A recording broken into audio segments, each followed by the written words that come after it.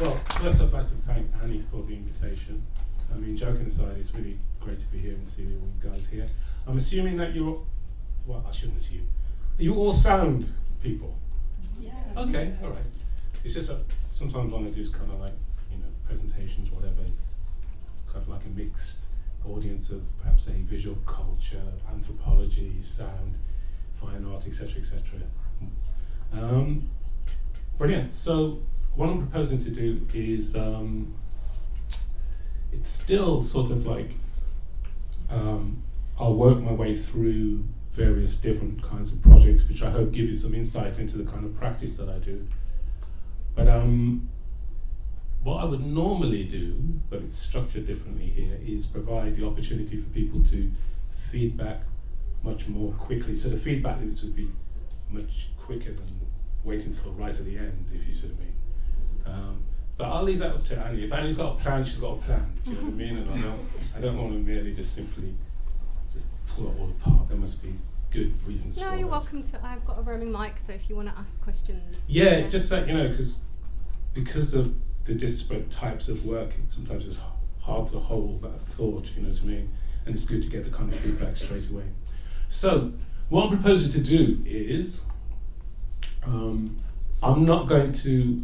will go back to, saying what I do, why I do it, the rationale, the workflow, the sort of things that have kind of informed my work over the last sort of like 40 years. But I just thought it might be really good to just make some noise first, if you see what I mean. And that's because, people say they improvise, and no doubt there's lots of improvisers in this room right now, if you see what I mean. I tend to just simply, as point reference, just throw myself in a rather raw fashion, with a great degree of vulnerability. So you'll see in a moment now, because I literally just threw this stuff into my bag this morning. I thought, what I'll do is, I'll just expose myself to the students straight away, if you see what I mean, and get warmed up.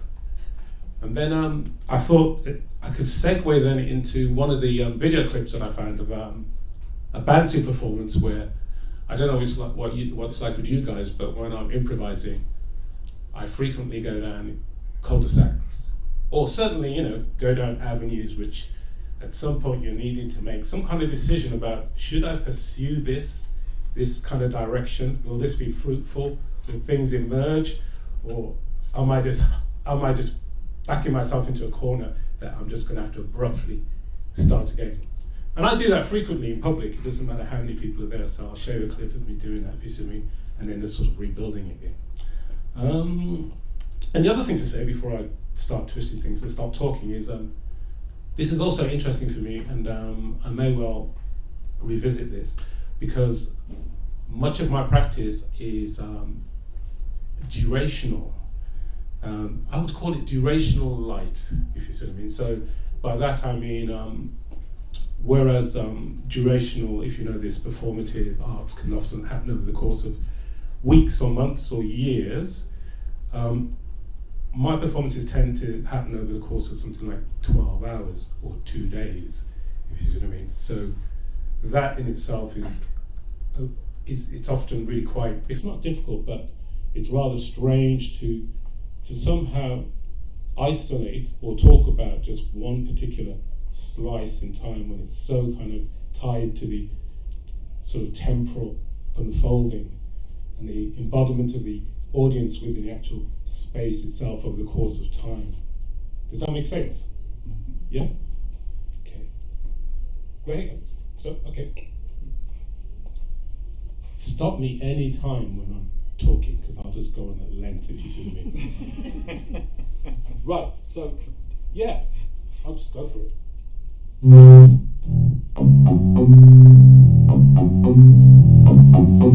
Actually, I'm using something called liquid foam from Herbs and Stones, okay, going into a dub delay box.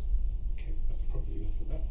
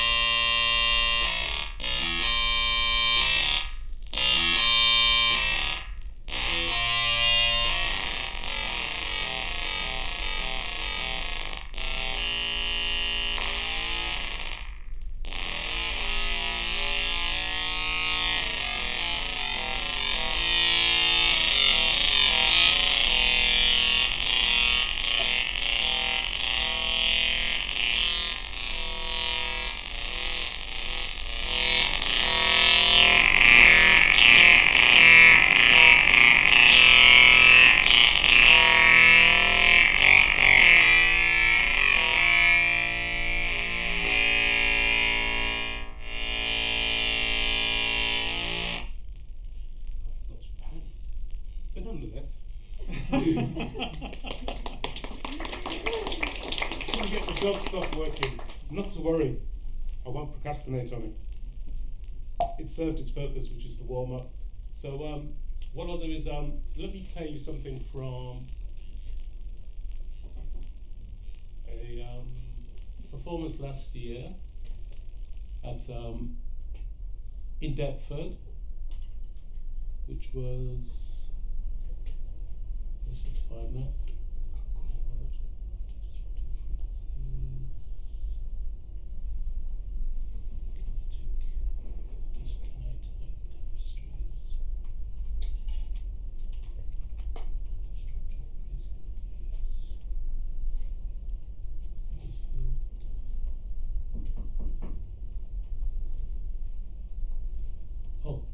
Bantu. Okay, so I think I want to play this from, I'm going to play this from about 17 minutes in.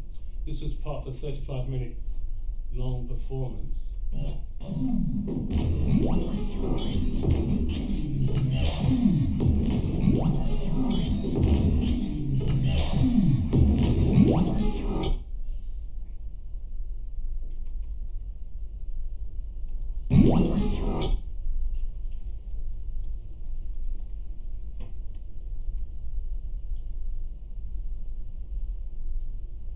I'm just going to play about just 5 minutes of it. That'll be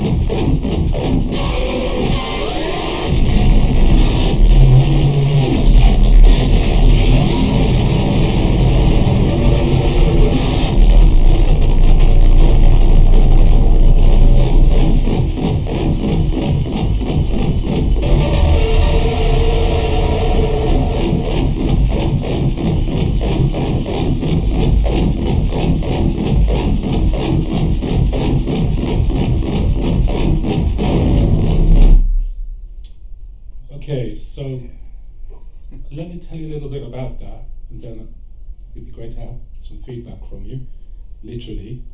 So the reason I wanted to show you this is because you can see there's a visual playing there.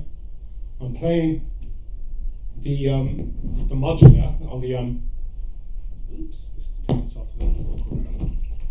So I'm playing the modular on the left-hand side there.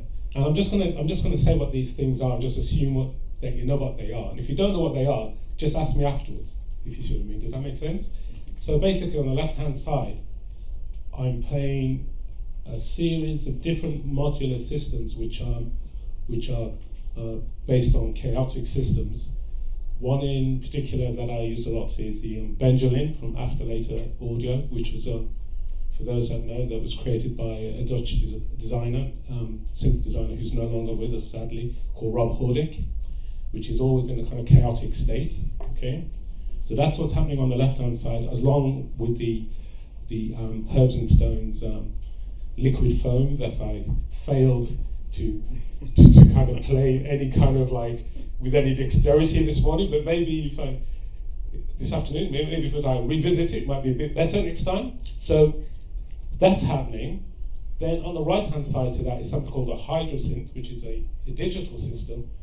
But I think I use the hydrosynth in a kind of way that it's unlikely the designers had designed it for. So the hydrosynth is this really lovely, expressive digital synthesizer, and it's really quite open, but it has like 8 endless encoders and a huge sort of like preset knob right in the middle. And what I do, and if you can see me going from side to side like this, is on the right-hand side with the hydrosynth, what I do is I literally spin it. So I have no idea what's going to come out of the hydrosynth.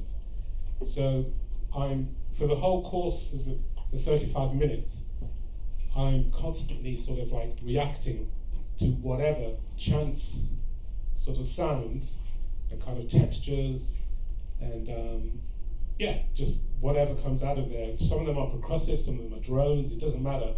I then use that as a kind of like a cue to work against the chaotic system again, and then I'm using the visuals, then I'm controlling the visuals as well through a program called Resident. Now, the reason why I spent some time talking about this is because this is where my current head is at in terms of my practice. I like to have everything decoupled, so to speak, and not synchronized. I really enjoy the kind of like slippages that happen, if you see what I mean. And I know that can be quite unsettling for for people, because there are times when there's like serendipity, kismet and chance, and things come into alignment, and it can seem quite intentional, and then it can be, quite frankly, a mess, if you so to speak.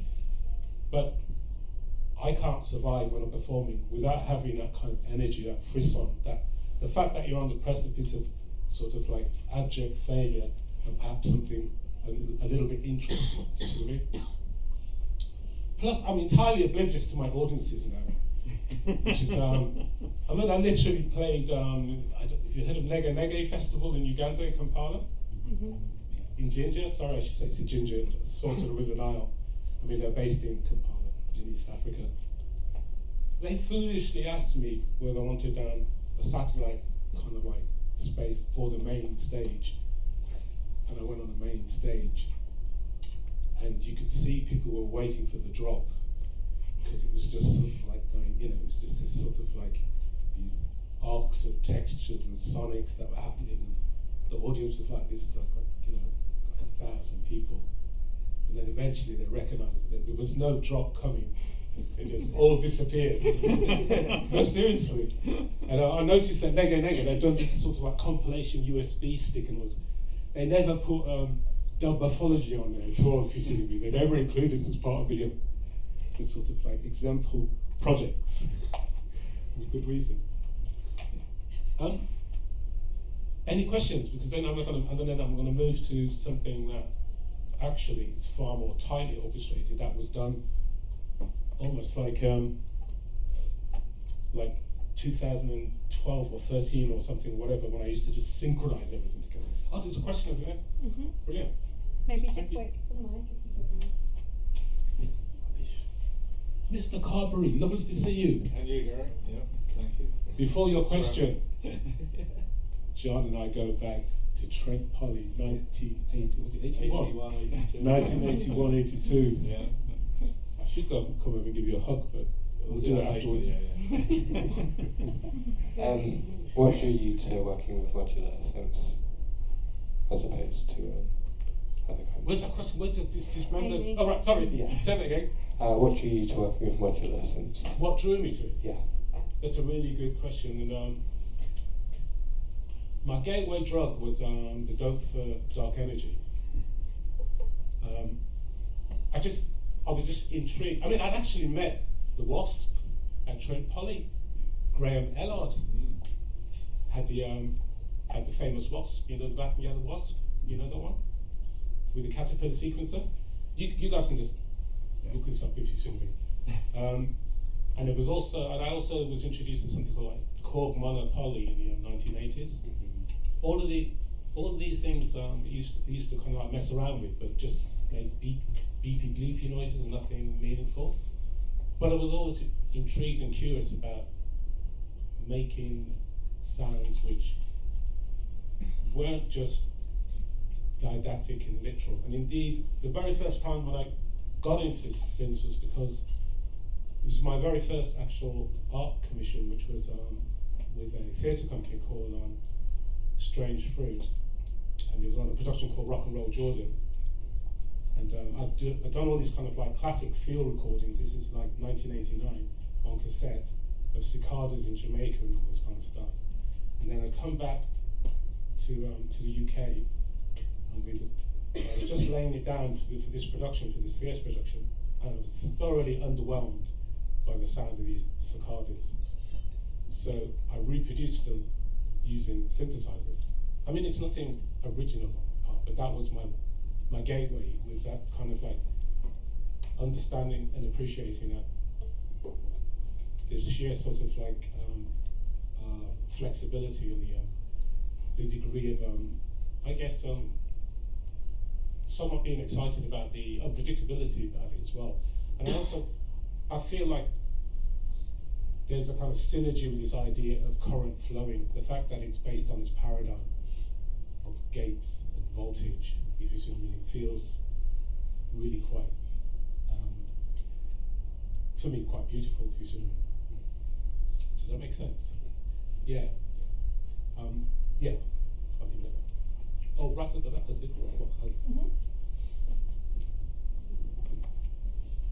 Oh, sorry. Is this a live one? Oh, okay. Yeah. Do you want to go first? Yeah, sure. So practical, I mean, I love what you did there. That's fantastic. Practical question, you mentioned you did 12-hour sets and 2-day sets. You're not literally there all 12 hours. Presumably at some point you have to go for a wee or have food or... I mean, literally, so Trevor and I as Dubmorphology, we were part of the Thin Black Line at ICA. We did a performance called Signals about a month ago. And it started at 1 o'clock and finished at 9. And we didn't get up once. I mean, basically, food was brought across and refreshments, and it was grazing. But it's a shame Trevor isn't here in a sense, really, because the dynamic is really quite fascinating. We are literally oblivious, not in a horrible or terrible way to our audience. If anything, I think it's a particular kind of energy where it is kind of evident to the people in there that we are completely at one with the pieces that we're doing. We're an extension of that environment. And indeed, a lot of our installations and our sound performances, they're about the kind of permeability of the architectural space in the building. The fact that, yeah, we're performing in and we're embodying the space, but also the fact that we're using, for instance, as we did at the ICA, a geophone, for those who know, picking up the kind of vibrations on the mile. When we've done projects like in Norway, I might show something, or in Venice, we've had a hydrophone down in the canal, so that's constantly feeding stuff in. So it's like a constant collaborator, that permeability of the kind of like the spaces itself, if you see what I mean. And that durational sense, means that there's these wonderful arcs. Well, I think they are, if you see what I mean. So no, we do literally do that. And in fact, Tate Tanks in 2012, we were in there for a whole weekend, and people were coming in, and they were like, some people were doing yoga, which is fine, if you know what I mean. Some people were sort of like captivated by what was going on, but you're basically building this other space, and in a sense, these durational projects are designed in a way to try and enable audiences to decompress from their normal kind of like their normal tempo. Do you see what I mean? It's almost as if you can't just come off the street and go straight into the thing with this expectation of do you know what I mean? But rather you've got to give yourself over to it and invest in it. Does that make sense? Fantastic answer. Thank you very much. All right, we'll have one more question at the back there, Ross. We ain't going to have no work. It'll just be me talking. It's far more interesting if you have something to look at and listen. Hello. So, when you mentioned Deptford, yes, I was kind of expecting to see this video because my setup is behind you. Oh, wow, wicked! Did you play last? Yeah. You were amazing. Yeah. Do you remember that night? Jose, and I think that's where we met. Yeah, you were fabulous, honestly. Just kind of refreshing, but I was like, is that my setup in there? Yes. Thunder drum. The endeavour. Yeah. Your set was incredible, seriously. My question goes back to the same question I had during the night. Yeah. Which I didn't formulate. It was a night in Deptford. It was brilliant. It was very loud sound, lots of strings. But yeah, there was a video that you had with these Middle Eastern men dancing and so on. And I remember when I was just seeing your performance, and this question kept coming up in my mind that about context and about as well the connection between sound and image, and if there was some kind of connection in between the two, between the audio and vision, in terms of like, is audio affect the image at all, or was it? And then maybe like conceptually as well. Yeah, like, there was. So we have this dance in there, and what was the meaning? Yes, it was intentional. I mean, I'm sorry I didn't answer your question on the night. If you asked it. No, I don't think I even formulated it. I mean, that night. All right. We loved that night. Oh, brilliant.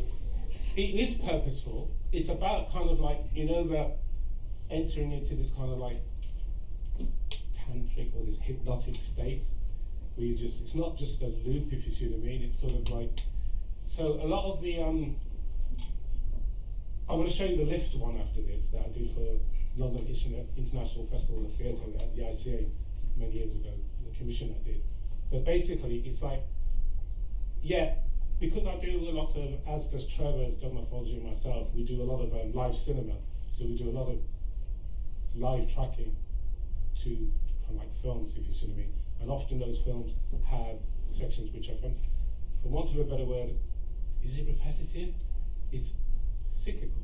Do you know what I mean? And it's intended to kind of like draw you in into you've got that sort of like juxtaposition between what is happening there, if you see what I mean, and that kind of like, yeah, that rhythm and that tempo and creating that tension. And sometimes there's dissonance, or there's a sort of like, yeah, sometimes it's in synergy with it, sometimes it's against it, but it is intentional from that point of view, using that one image, if you see what I mean, and looping in that way. I Not hope in that's a way that the sound is manipulating the image of that video. It was more like. For this particular one, that was just running from Resolute straight. But for instance, when we were in Croatia for and we're having a senior moment. So a little for this Subversive Festival. So for that, the images were responding to our sounds as well. Do you see what I mean? Everything was locked. So that was all about this particular festival, which celebrates the 1968 sort of like uprisings in Paris and and so this was a series of. It's a shame I don't have an image of it or the sounds, but yeah. On other occasions, it's just there is direct kind of like correlation between the images and the sound. In fact, perhaps I should go to the one I was going to parallel that with. So, which is Glasses. So, back in, what's it called? Jeez. Lift. No, it's this Lift. Yeah, 2012. So in 2012, I was asked by, do you guys know Lift? No? Okay. London International Festival of Theatre, okay, which has been going for like a very long time. And because a huge amount of my work, or my practice, sorry, a lot of my practice is based on repurposing and creating dynamic responses to kind of archival materials. That's both official collections, personal ephemera, etc., if you see what I mean. So I'm frequently asked to consider how might a static archive, institutional archive, be reconfigured, represented in a way that creates a new piece of work. Again, this is nothing terribly original now, but back then it was quite unusual for that to happen.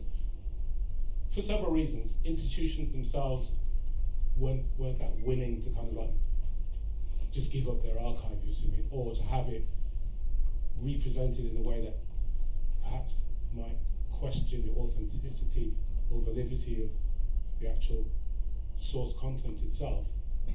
Plus, it just seemed completely insane to give over your archive to an artist to then just make a new piece of work. I know this is all very common now, but so for this, I wanted to show you bits of this. I'm not going to show you all of this because it's 15 minutes long, but basically, I mean, you're looking at 4 screens here. I think sometimes it goes into like a triptych or whatever, and this is just an edit, but this I played live at the ICA on multiple screens. So you've got to use your imagination now. Think spatially. There's like several screens, and everything I'm playing live. Okay, it's not like a video. So what do we mean by that? Well, again, it's commonplace now, but it was quite innovative back then, that I had a whole range of MIDI controllers, which enabled me to play the actual video itself, to initiate it, to kind of call it up, and then control its speed, and then bring it in and mix it against each other. So what you're going to hear, and I'm just going to jump through some bits of it, is basically what I'm doing is a sound is playing from one particular bit of archival material, and I'm using that to create a motive, and to then sort of create performative pieces against it. If that makes sense, but we'll see. Let's have a look. And I'm just going to, because it's quite long, I'll just cherry pick some bits that I quite like.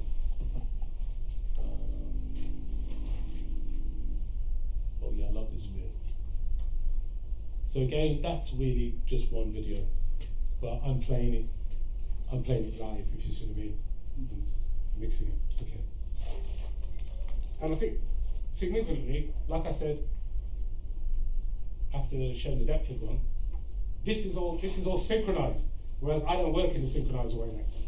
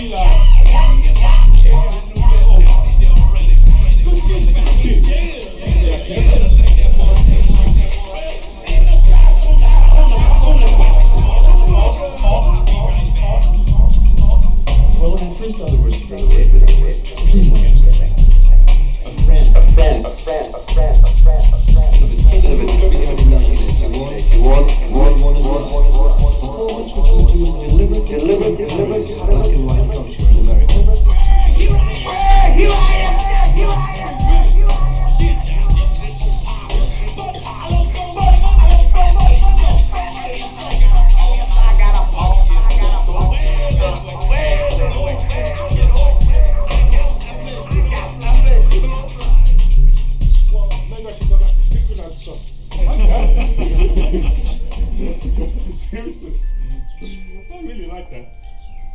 So even this is all being played live. I'm just going to jump across and find some other bits. I mean, some of it is also, you know what I mean, kind of like, you find another kind of work, you know what I mean?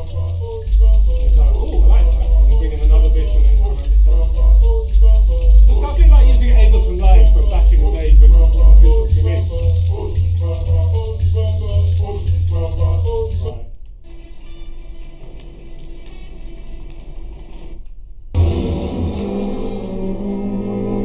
Oh, I like this bit too as well. I'm just going to watch this tiny little bit and take it just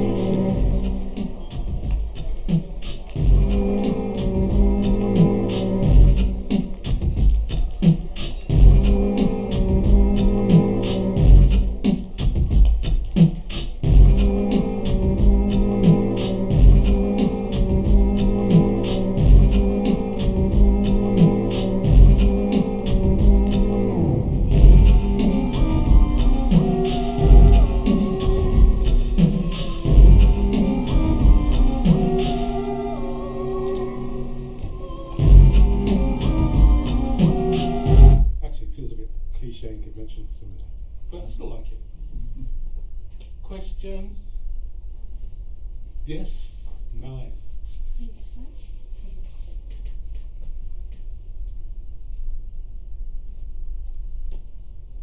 Hello mate, you're right. So in the first bit of that you showed us, yes. It seemed like as if you might have had like an audio channel almost set up per video channel that you'd be running, and then you're running that into a mixer. Yeah. And then, but in the second clip it seemed like there's a separation as well. Like, so what are you? And you've also sorry. You've obviously also got your. It seemed like there's some like original sound. Yeah. Coming as well. So you like, is there a separation? Like, are you looping the audio? Is it like I see with with old TVs and stuff? Sometimes people loop them and the audio and the video become one.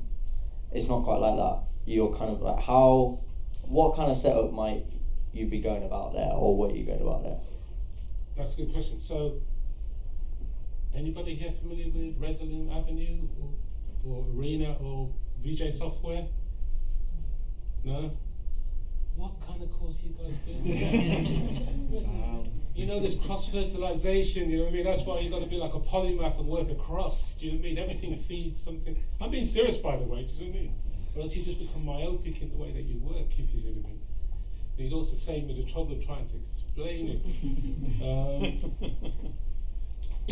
So the software enables you to work in a way that layers. Actually, you're about to able to bitwig again on all the software. Enables you to work in a linear way and a non-linear way at exactly the same time. Do you see what I mean? So it's not unusual, and it's a really good question for me. It's not unusual, for instance, when I'm structuring projects, to have a kind of hold-in frame which is linear. It can be like a safety net sometimes, for want of a better word, if you see me. But it tends to be kind of like Atmos or whatever to hold everything, and then the more kind of like more expressive, smaller loops, which are far more kind of like the primary, so like pieces like they come in and out, and it provides the opportunity for kind of like safe transitions or whatever. It depends on what the context is. Obviously, like the Endeavour thing, for instance, anything goes literally. But if you're, there are other events, like say for instance, performing in Venice last year, the Biennale, that it's an audience which wouldn't be 100% happy with the sort of like, potentially seemingly anarchic and chaotic outcomes, which I find quite beautiful personally, but it's a bit like Marmite, isn't it, really? Do you know what I mean?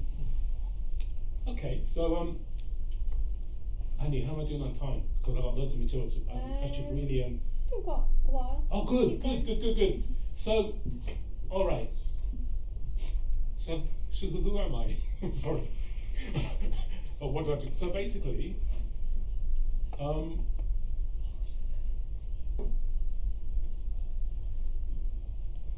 work across. I mean, some of it's been mentioned by Annie already, but basically, Dubmorphology is basically myself and Trevor Mathison. Trevor Mathison was the sound designer for Black Audio Film Collective, we're now Smoking Dog Films, John Comfort and crew, etc. I mean, he's absolutely brilliant. Anybody seen Hands of Us Songs? Yeah, the film? Oh my God, do you guys watch films? And if you do watch films, you haven't seen, no? Okay. No, I'm being serious now though. Hands of Songs, John Comfort. You have? I made the creative captions and the audio descriptions. So you worked on it? Yeah. Oh, fabulous. It's a seminal film, everyone should watch it, really important. Yeah, but alright, I'm not going to curse you anymore. Hands of a Song.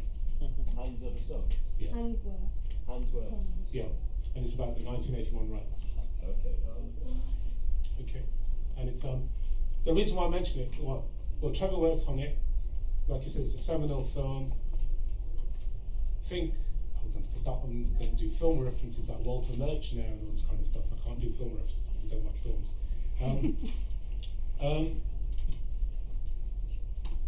Trevor's use of whales playing backwards in it. You need to watch it. Orchestration, but also industrial noises. I'm going to talk about the black industrial in a bit.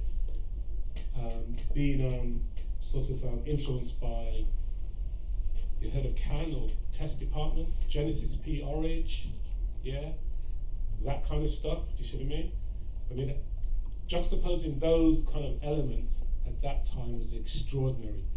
To hear classical orchestration, industrial, but also dub infused with sort of like Lee Scratch Perry, King Tubby type slapback and echo, you see what I mean, was just remarkable. So that's who I work with, you see what I mean, as Dubmorphology. And we met, heard of Nusrat Ali Fateh Khan, the devotional Muslim singer? Yeah. You need to be louder, man, because I'm feeling vulnerable here now, because people Yeah. don't know, Yeah, but yeah, yes, yeah. there's some Yeah. people. Oh, good. Okay. So, all right, I'll be quick. But basically, why am I mentioning that? You know what? I'm not going to go down that road because I'll just go for a tangent. I need to show more work.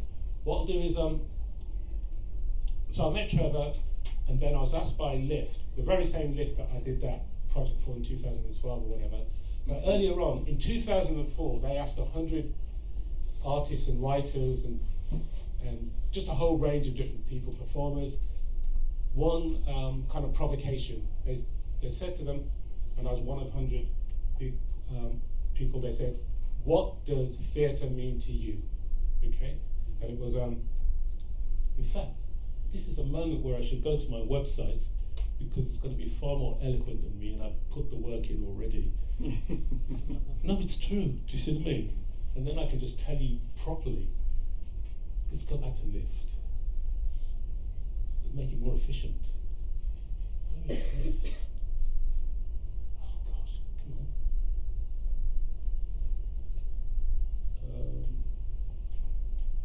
Oh, there it is, 2004.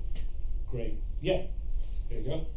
Brilliant. So we're not formally Dubmorphology at that point. So I'm asked to, what does theatre mean to you? And I say to they had joint directors at that time. I said, well, I don't know. But to me, when I think theatre, I think dub. I think I think of the spaces of creative innovation in the way that audiences can be implicated in a kind of performance.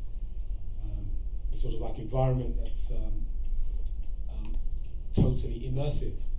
I said, fine, so what would you like to do?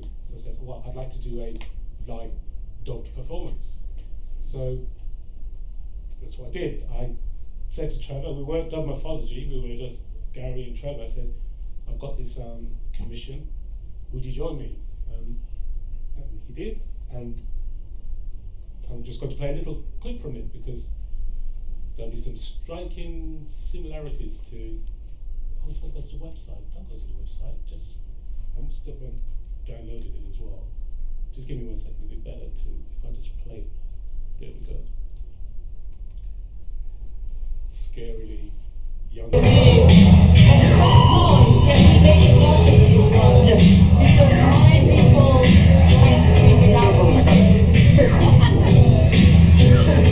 Once again, this is really long, so 51 minutes. So let me just. We'll just play it for about 5 minutes and see what we get. Can't do no harm.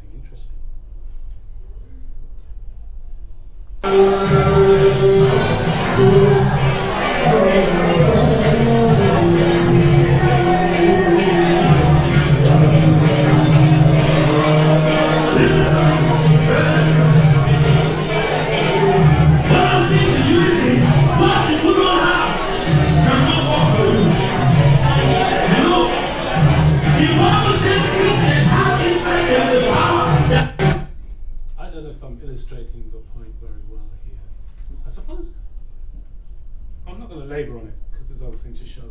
I suppose I just wanted to touch on, although the documentation is very poor, on what in a sense was the beginning of Dubmorphology, taking over what was called, do you know the Oxo building on the Thames? Yeah. So we all know it as this really fancy space now, don't we? But back then, that was a rundown, disused space. So we're actually on the ground floor. You can see all the raw brickwork, and we're doing projections onto the bricks and the window and all that. It's like an occupation, and I know you folk are much younger, with the exception of me and John in here, but back in the 80s and the 90s, particularly the 90s, were the years of the soirees. You know, the soirees and the gatherings, you know what I mean? You take over a space for like an acid party or something, and you just sort of like, you know, in the same way that, how are you guys with like the Fluxus movement and happenings? Yeah? Oh good, there's some thumbs coming up, yeah. It's that kind of energy, if you see what I mean. So that's how, in a sense, I am happy I showed a little bit of it, but I'm not going to play more, because it illustrates some of the things that are unfortunately not so available for students, young people, and people to do right now, because for obvious reasons in terms of the criminal kind of like property prices and being pushed out, and the fact that you can't, if you're going to do this, you're going to have to do it way out in Stratford or somewhere, I don't know, just in the kind of like peripheral margins. But we were able to take over like this rubbish building in, you know, on the Thames, do these projections and this live performances, and occupy it. Do you see me? Okay. Any mini questions before I move on? I can just move on. Let me. So there's Dubmorphology, and then this just tells you a little bit about. So audio-visual installations and activation. What do we mean by that? Well, literally occupying spaces and playing to those spaces. There's a high degree of specificity about our Dubmorphology projects. They're based, because we're often and frequently responding to that historical site and the material that's come from the research around that site, then the kind of narrative and the structure of the pieces that we put together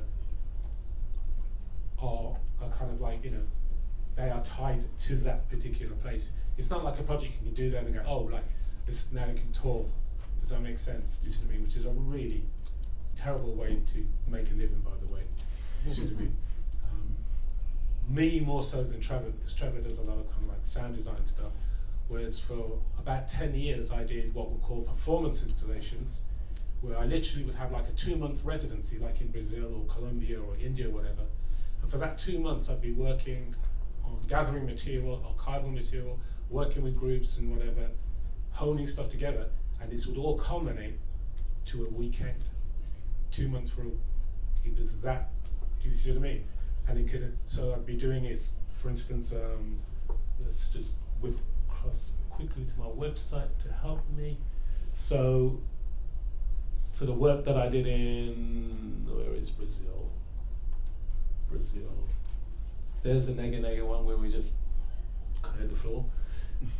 How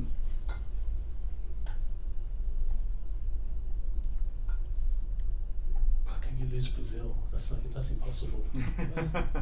Oh, there it is. Providence, yeah. So literally, I would be. This is sound and visual though. So no, I'm not going to play it.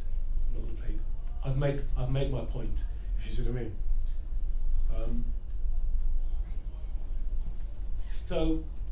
And I mentioned about the durational performance, but not endurance because it's not weeks or months. When we're playing Trevor, tonal and noise, do you know the electrophone? Sort of like with the transducers underneath the plate. It's really quite beautiful what Trevor does with that. The landscape, do you know the landscape? with electrodes underneath the fingers, so depending on your kind of like how much flesh you touch on it. Does that? Erica Perkins, Trevor uses plant sensors, whereas I am responsible in Dubmorphology, guys, for the rhythmic voice and soundscape stuff, and I do all the kind of orchestration, and then I play the visuals as well. So, but let's go, Gary, assume current, now, past. Venice.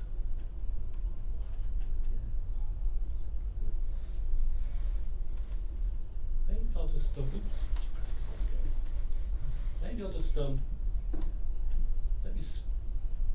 if you can bear with me, let me just speak to this for about, not very long, a couple of minutes, do you know what I mean, rather than play a sound. So, do you know about the Venice Biennale? British Pavilion, yeah? Brilliant. So, so Trevor and I, so last year it was John O'Confra, did the British Pavilion, and Trevor and I's Dubmorphology, he had a series of different rooms, and we did, in fact, let's go to the website. We did Canto 3, which was that room that you just saw there. God, I can't navigate my website. Great. So what we're looking at here is, I mean, it's on the screen there, but I can speak to it. Is so this was a part of the interconnected space between the different kind of like spaces.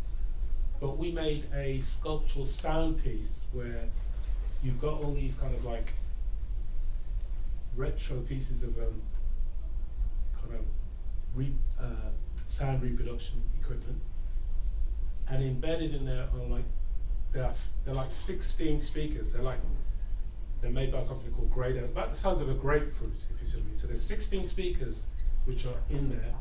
Maybe you see one up there somewhere, whatever. 14 of them are playing a soundscape which was built from 400 bits of archival material, which lasted for an hour, over 79 tracks.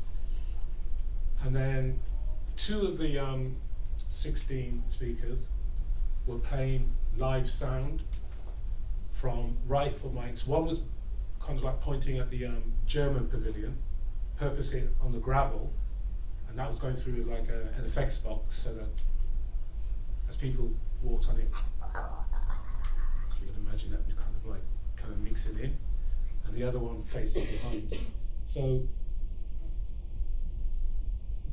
the intent was, again, I've spoken about the kind of working with the kind of architectural environment itself with archival material. This is, I suppose, if not an extreme, but an example of where that kind of sensibility and way of working came to the fore in terms of like our practice.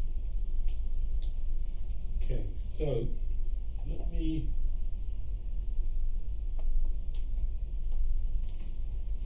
I mentioned acid at some point, so I think what I'm going to do is, I think I'm going to play some. Do you know the genre of acid? Mm-hmm. Oh, good, excellent. It's not Dubmorphology, it's me. So projects. Oh, great. So this is pretty weird. Quickly. So COVID happened, Easter 2020. I was at home and all these emails were coming in to me. I thought it was like a joke. There were record companies in Berlin, Switzerland, the UK going, we want to re-release your acid tracks from 30 years ago. So 30 years, in fact, yeah.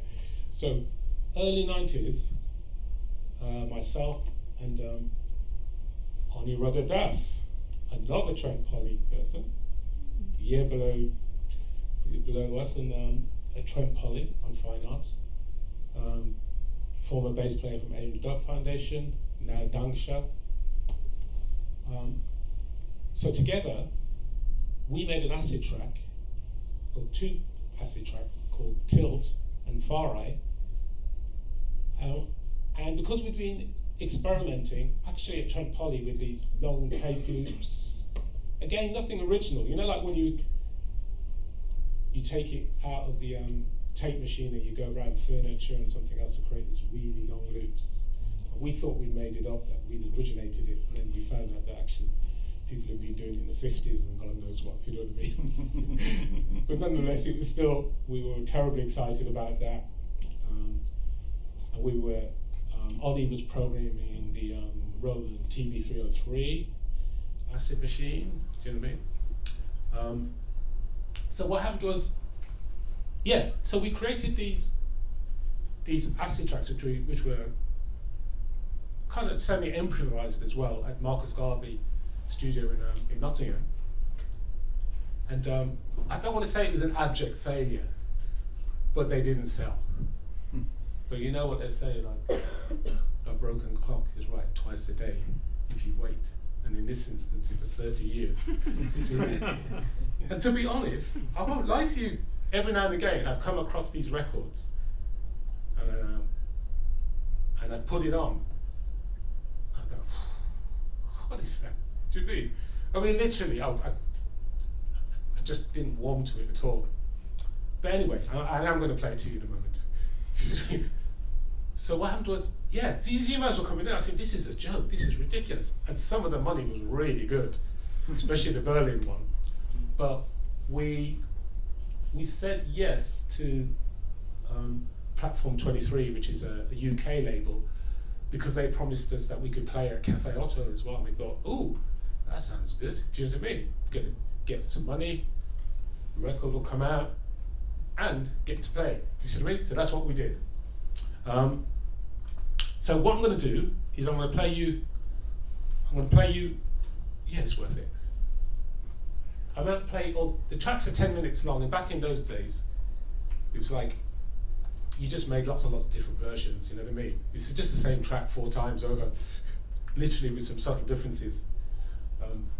But I'm going to play you the track, so bits of the track, and then I'm going to play you a little bit from when we did our performance at Cafe Otto.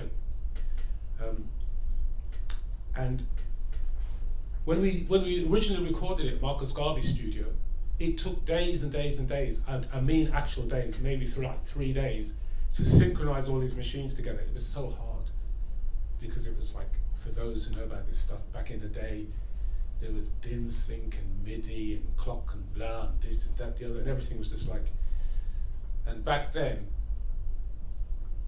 we wanted everything to be synchronized, which is of course not what in my head is right now, if you see to me, but it's, whereas when I set it up, or Ollie and I set it up for Cafe Otto, I think it took about like 30 minutes to do the setup. Oh yeah, we've got a question. What sequencer were you using? The TB3. We're using 2 TB303s. As a sequencer? Yeah. Really? Yeah, it's a bass sequencer. But like to sequence the entire tracks? Well, it's tracked to 4-track, reel to reel. No, but your question is the appropriate one.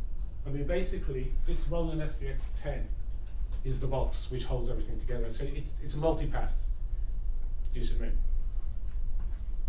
Okay, and then the Alesis HR16, for those who know, was like amazing machine. It was just fabulous. You know what I mean? It was like liberating. Okay, so let's Look, I went to the website to Juno Records. They're all sold out. I mean, I don't know how many they made. No, that's incredible. That's incredible. I think it's amazing. All right, here's Tilt. That was really shocked. Okay, so let's play a bit of Tilt first, and it'll sound like back in the day. Yeah, man. Bantu. Wave station. It's called Wave Station. Oh, I'm going to say something quickly. I've been really naughty, but you're going to hear something called Korg Wave Station. You know when I talked about the hydrosynth just spinning a dial?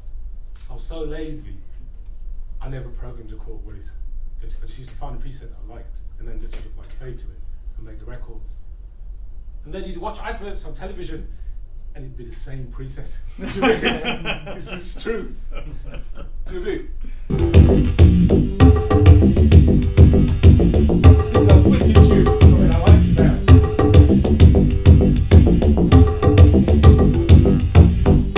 Wait till the V-line comes in, man. Pretty easy, get on it.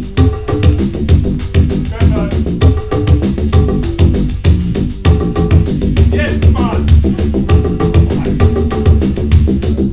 You know people that can run in the race. Really good.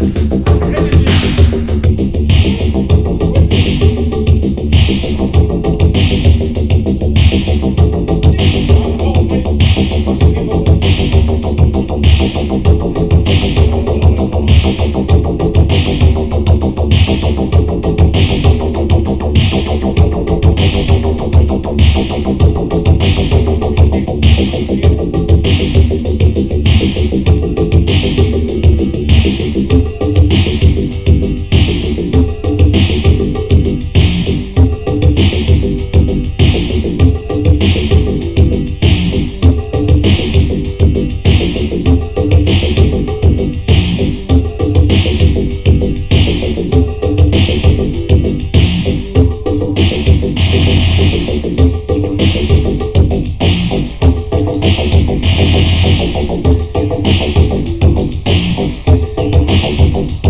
It does progress.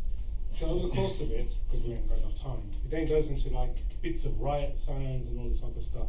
You can see the DNA of even back then, which still remains in the work here. We're using kind of like cinematic sounds and field recordings and other material, bits of dub, bits of sound, kind of like made in. So that was like, I love that track now.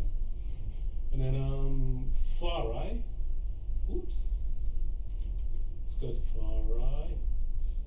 Whoop.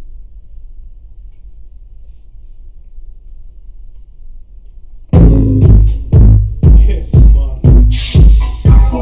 That's the wave station going. Come on.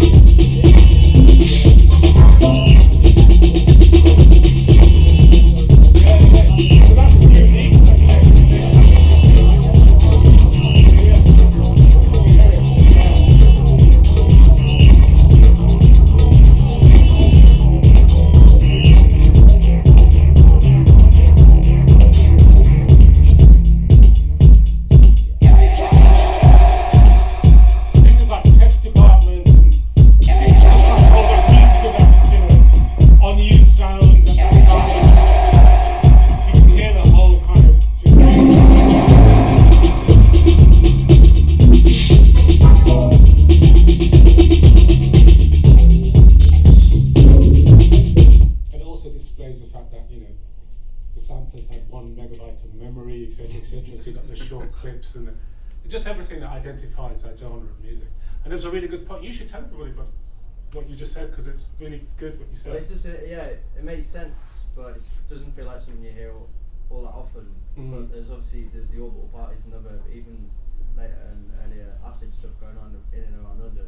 I'm from the northeast, and my history of the London stuff's like less comprehensive, but it makes sense that you get a steppers and also a lot of dub. I mean, you hear it in American acid stuff as well, some dub crossovers at times, and with the electro stuff as well, but the more concise point originally was just like that crossover there that you can hear now of the steppers with acid, but you don't hear it that often, which is weird. Yeah, considering they you're were in the absolutely same right. city, sitting around. And I think that's why it failed the first time round as well. I think people just felt it didn't sit in one thing or another, if you see what I mean. But it really spoke to Ani and I, sort of like, I'm really proud of what we did in terms of, you know, and the studio at the time, who were brave enough to actually put it out. I'm talking about the original cut. And then here we go in Cafe Otto now. That's not good. What am I wearing? Well, I'm taking it off.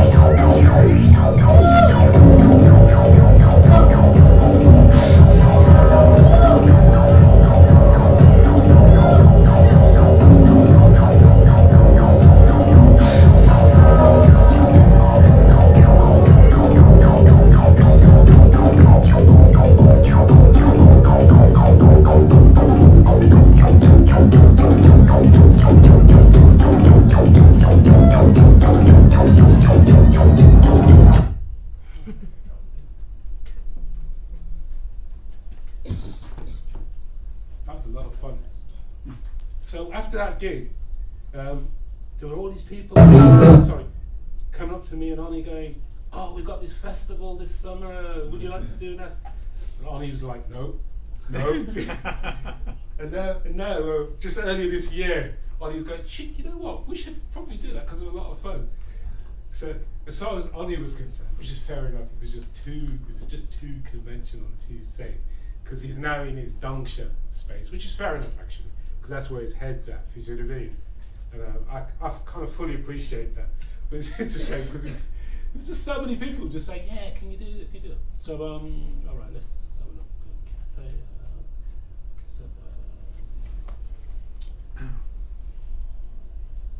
Any questions on that? You got awfully quiet. You mentioned On You Sound briefly.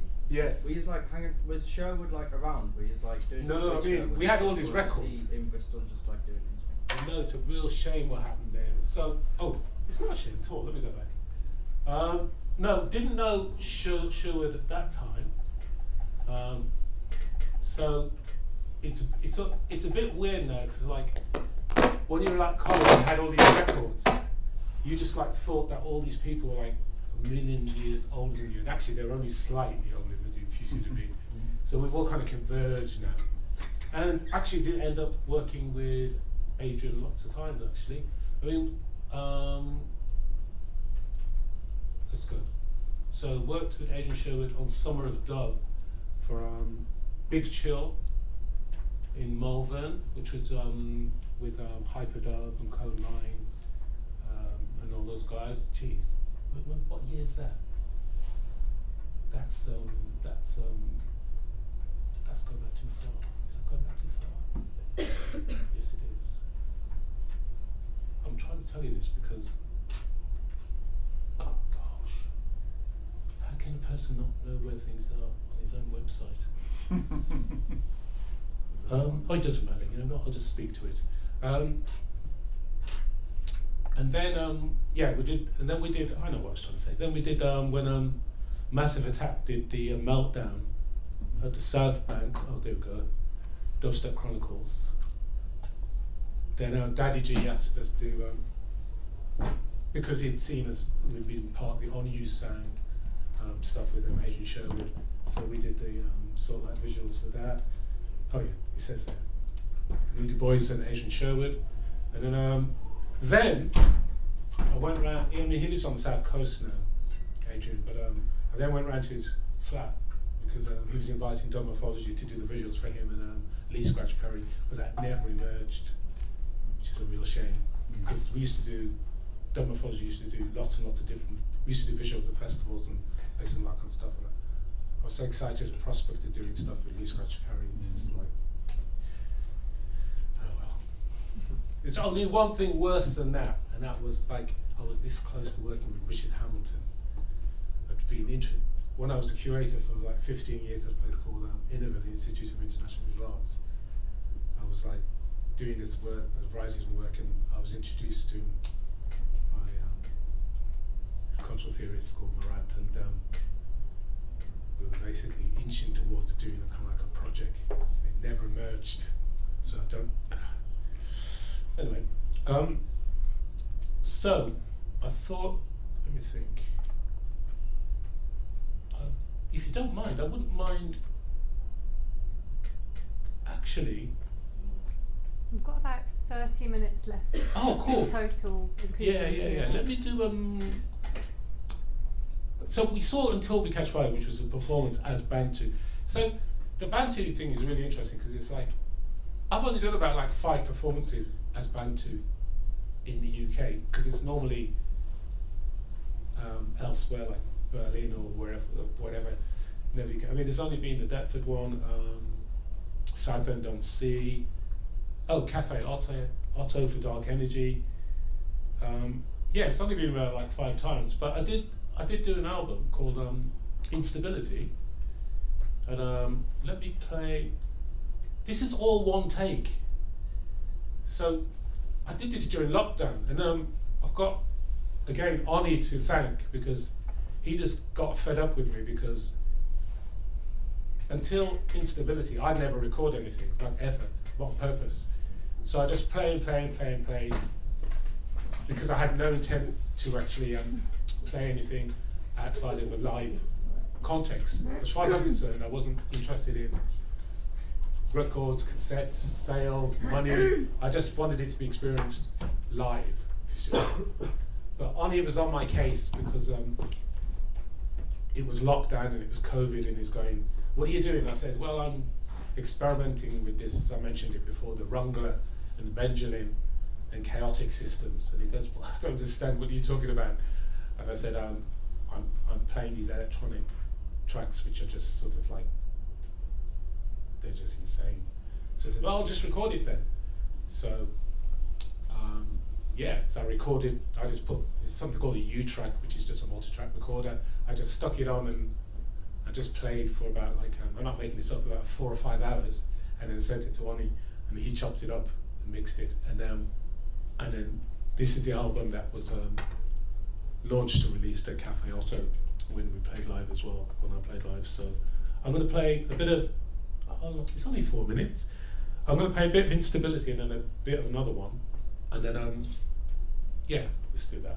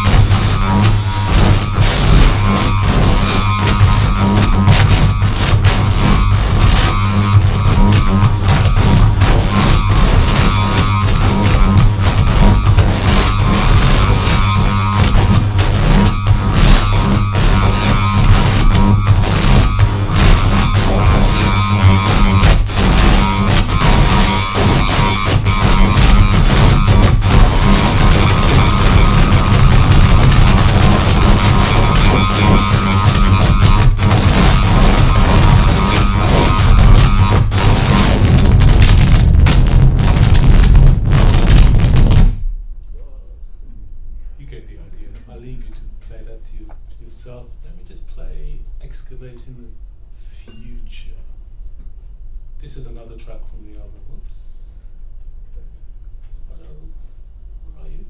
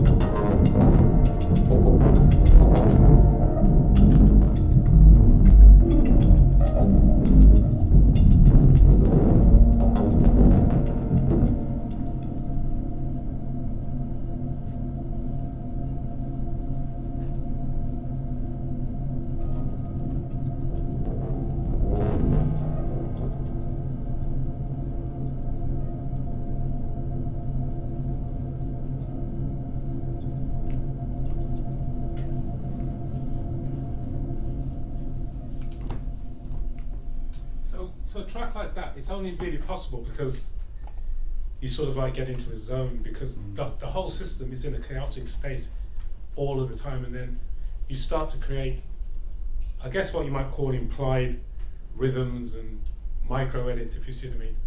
But you're doing it completely live. Does that make sense? Because it's just one thread like this, and in a sense, it's almost like the live playing distilled in so much as like you set something in motion. It's what I was trying to do right at the beginning, but it was terrible.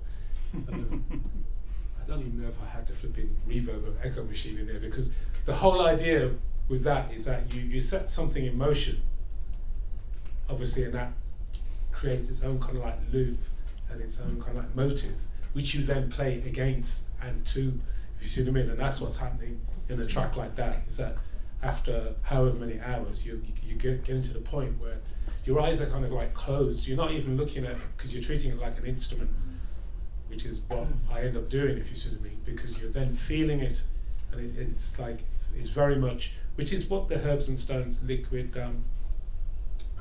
foam is all about as well, because just these like slightly nuanced, tiny little movements like this move it over a threshold, so it's not linear, if that makes sense. It isn't like you go like this and then it kind of whatever. It sort of like literally flips, if you see what I mean, because it's creating these kind of like interference patterns, and so frequently when I'm performing, I have to have a compressor or a limiter right on the end of the chain, or because it's sort of like I get caught out, and then you can see from the depth of performance as well, or maybe not from that clip, but there's these huge booming basses, and this is because there's something I've set going which has got this long envelope and I've forgotten about it, you see what I mean? So I've hit it and I'm there kind of in the moment doing this other stuff here, and then it's all actually building in the background because it's on a really long release or decay or sustain or whatever, if you see what I mean. And it'll just come in like, but I love that because it's like, oh, you're still there, do you know what I mean? And then so then I got the mix there, and I just write that down and just sort of like do another bit like this. So it's this constant sort of companion, so to speak. I never remember the name of it. There's one of my tracks that I like that goes, I really love it. Let me try and find it. I didn't do Gravity Shadow. What was the first one I did? Instability. Is it, which one? No. We know about that. Where's the? That's not that one. Did Instability? Is it probably? Yeah, I love this one. Yeah, play this. 3 minutes of this.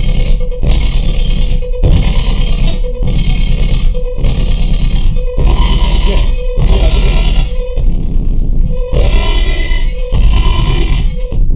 You've got to think context, man. You're in an environment like the lines coming through.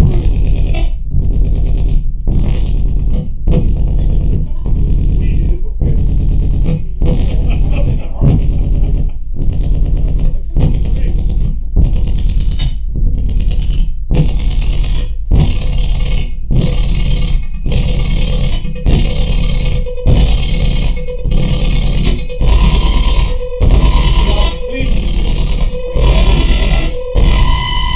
Mosh pit.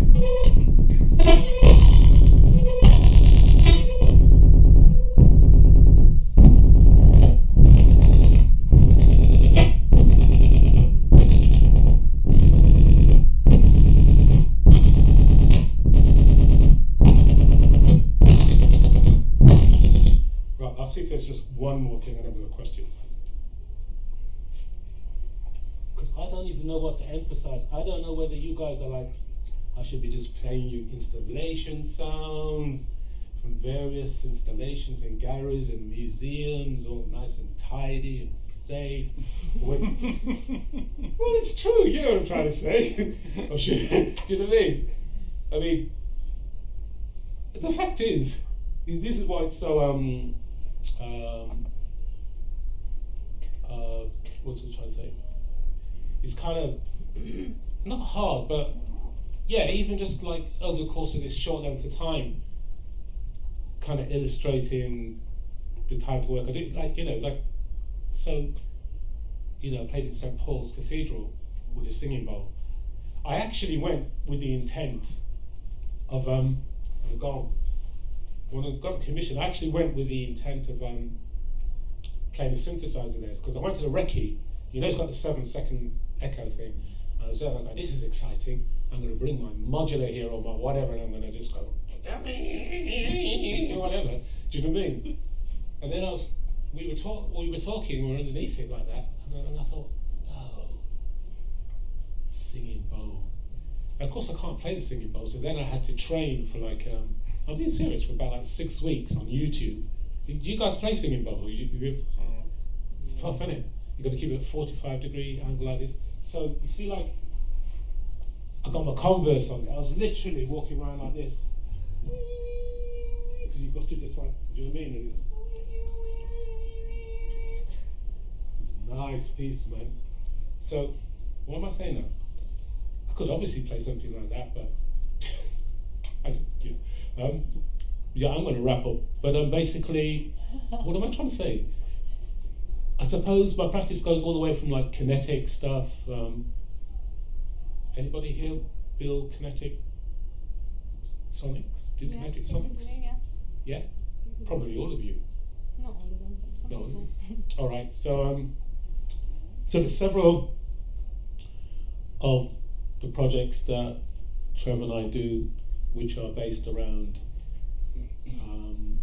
sort of. In fact, I think I've got a clip. Just let me just find it quickly, which is. It's, so we just did a performance recently. In fact, I'll play this, which is only like 1 minute, and then I'll show the kinetic speaker thing. Yeah, it's not very long.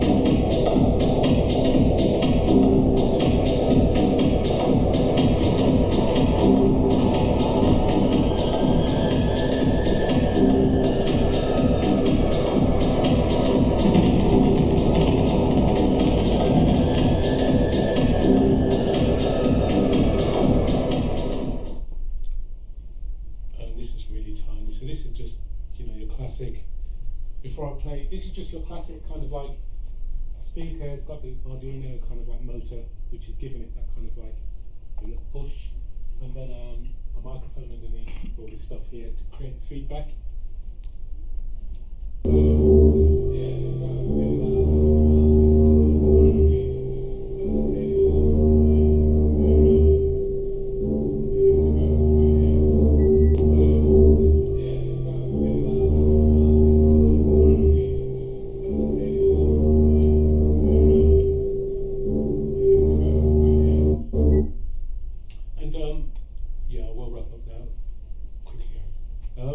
So, although I didn't go through many projects like that or any today, I mean, do a lot of projects where there's a physical transformation, if you see what I mean, literally wiring up the spaces, as I mentioned before, with microphones or whatever, in order to create, so that space becomes an extension of what you're doing, and then the performances are in situ, actually, in the spaces itself. Yeah, I'll leave it at that, because it's like, I could go in any direction, I think, if you see what I mean. It's just too much to cover, just. Okay. Yeah, Thank you so much.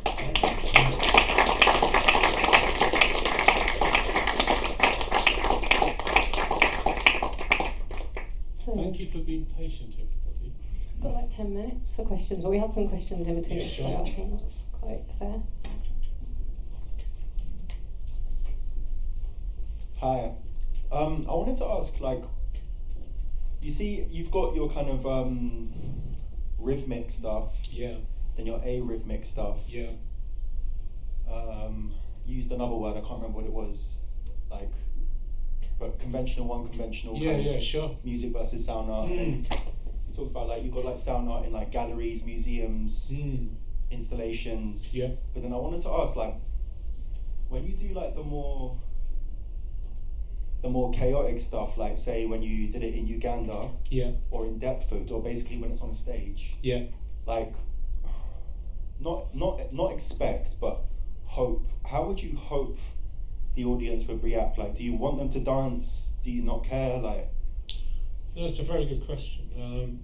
I think although I jokingly said, nega, don't include this on their USB compilations, etc., etc., etc., there is a degree of almost like self-sabotage in knowing that that's going to be the outcome. Do you see what I mean? I mean, I'd already done a residency. I'd already been in Uganda doing for some time, and a really successful residency here, Critical Mass Laboratory, which I ran, if you see what I mean, which is why I was invited back again with all these artists to the festival. But I kind of felt I just didn't want to toe the line, so to speak, if you see what I mean. Okay. Having said that,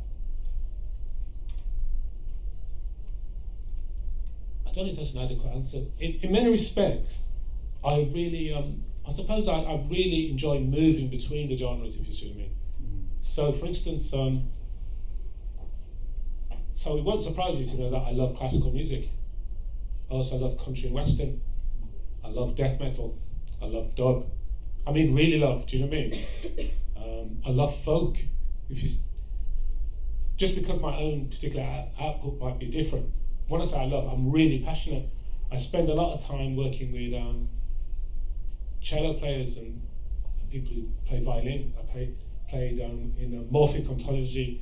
I had this commission at Tate Britain earlier this year, well, last year, whenever it was, and then Tansy Spinks, they got a morphic last year. Tansy Spinks was playing violin, do you know what I mean? And she was amazing.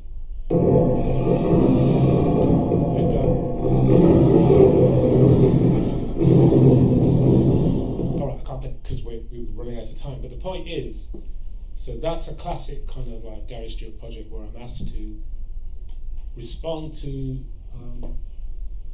the Henry Moore and there's kind of like and the Francis Bacon paintings in, is it room 26? Whichever room that is in the Tate, if you see what I mean. And we walk around and I'm there with, he's no longer there anymore, Mark Miller, and he's going, so what are you thinking, Gary? And I'm going, well, what I'd like to do is, I love the void in the sculptures. I'd like to play with that and create sounds which do that, and I'd like to animate the space with a violin player, but also play electronics to it. And that's what I did. I mean, I love, there's projects that I've done, which are just based on coding, like algorithm, Afro algorithm, if you see what I mean, which I did in Birmingham. Because my background is actually electronics and computing. I didn't do fine art. If you see, I lived in the fine art department. Everybody thought, and I slept. People thought I did fine art, but I actually did electronics and computing. So I've even got coding projects. So, God, that's really crap. Am I even answering your question? I don't know. Do you reckon it's like kind of anti-performance? Like you kind of want to just you kind of want to skew things, so you kind of want them not to like it in a weird way. Yeah, it's about energy, if you see me. I don't like, you may have noticed I do jump around a lot, God knows what, if you see me. I don't like things being inert. You see what I mean? I don't like being passive. You see what I mean? And I really don't mind, perhaps it's come with age, I don't mind if people literally leave. I'd rather have 5 people, or what I call 2 men and their dog, if you see what I mean, who really, really enjoy it. But sometimes I try to get rid of the audience and they don't move. And this happened at, I'm being serious, so this happened, is it 2 weeks ago, when Trevor and I's Dubmorphology, we were part of South Birmingham Festival, and we were invited to create an installation, which we did, in the kind of like the space outside, and then we had a big rig behind us, and I literally said to Trevor, I leaned across several times, I said, because I was playing deliberately some tracks from like 2008, 2007 that Arnie and I had done when we were Dub Noise Coalition, so we were really kind of like, people jumping up, enjoying themselves, and I said, right, I'm going to test them now, and then I just went into kind of a rhythmic kind of like, and I started, it was actually a lot of software I was playing as well as hardware. I was playing on Native Instruments Reactor, so I was playing Native Instruments Reactor, I was playing a VCV rack, a lot, just software modules, it was kind of like It was just smaller. Something called Audio Mulch. I don't know if you've heard of these things, which are no longer made, but it's amazing. And they've all got the same kind of signature, which is chaotic. And I said to Trevor, right, I'm going to get rid of them now. And I started literally going with these long, and all they did was just started going like this. So I don't know if they were. And then there was this one guy in the group. They didn't move all night, if you see what I mean. They just. So I think that's probably the perfect. You know, where people are kind of like, they're in tune with what you're doing, and you're not deliberately agitating to. Do you see what I mean? But they've got this widened, rather. I don't want to call it the echo chamber. It's close to them. It's close to. You know what I mean? Any others? Could I just continue that thought briefly? Sure. So I'm curious, like, so with the chaos stuff, is it nearly always almost like an answer to, or like like you said about unwillingness to be passive, whether that be to norms or to conventions or to be, or is how I was taking that.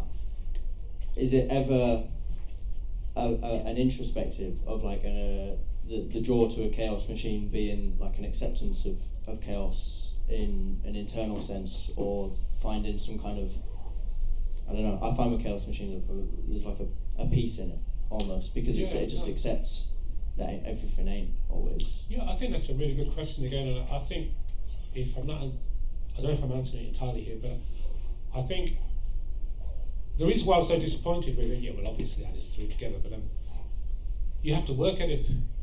I think people think that chaotic systems is easy. When in fact, I know it's the opposite. I mean, I do regular stuff as well. So I did like the composition for the Africa Fashion Show for the V&A, if you see what I mean. So I did all of that. That if I played that, you just think it's just a regular track. Do you see what I mean? I am capable of just doing regular stuff, if you see what I mean. But for me, it's harder to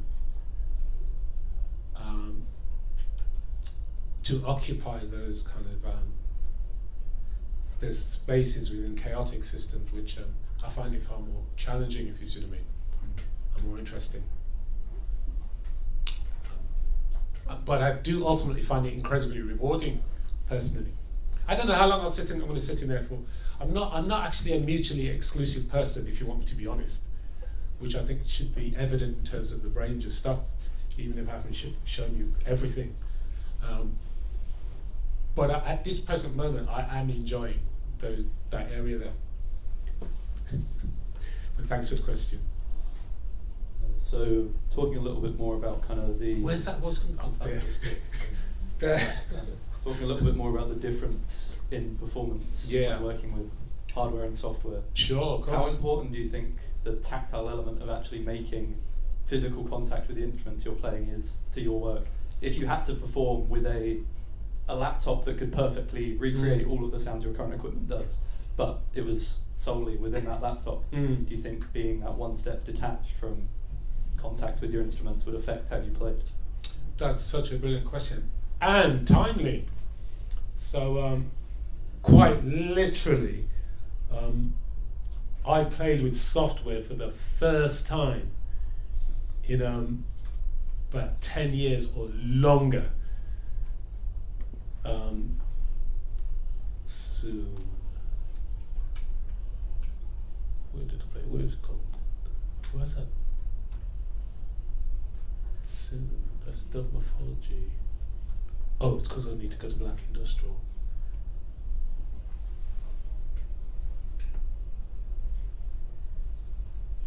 Future. Slits. Do project about slits soon, next year, for those who know the slits.